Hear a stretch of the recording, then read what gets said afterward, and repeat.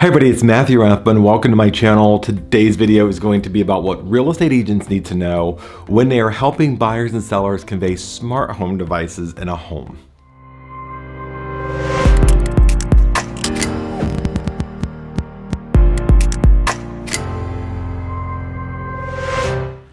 Okay, so you're walking through the home with the seller and you notice that there are some weird boxes sitting on a shelf somewhere next to each other and the lights are blinking and they're seem very busy in whatever they're doing. And you go, okay, that's personal property. That's not gonna convey anyways. And so I'm just gonna move on with the rest of the stuff I'm listing in the home. And then somewhere during the interview, the seller says, well, yeah, we've got these things like this August lock on the door that is really cool. You don't need keys anymore and it'll unlock and lock deadbolts. And we got these cool little things, these little sensors around the house that go on the floor to tell me if there's gonna be any water intrusion near the sump pump or under sinks or anything.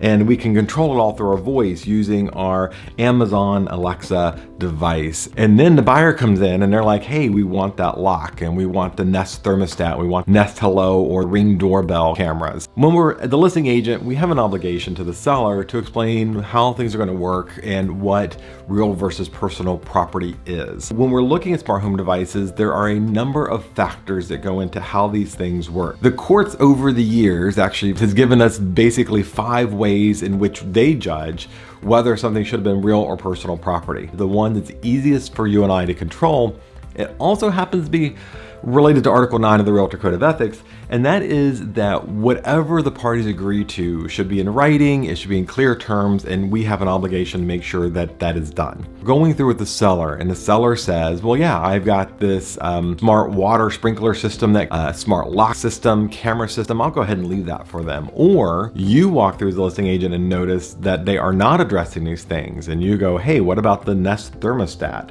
And so when you're talking to the seller, you're gonna wanna look at each of those devices, decide which devices stay and what is required for that device to function. I do that talking to this device. This device connects to one of the hubs that is connected to the internet. Now, when you are looking at those devices and you're walking through, remember the seller can just unplug this, put it in their pocket, and they're moving out. They're not thinking about it.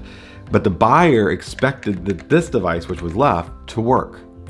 So when you are establishing what is being sold by the seller, what's going to stay, 2 things. 1, ask the seller what is necessary for that device to work. So if it is the Lutron light switches, or that's what this connects, so the light switches you can talk to or you can dim or whatever, or control through your phone, this little box is required for it to work.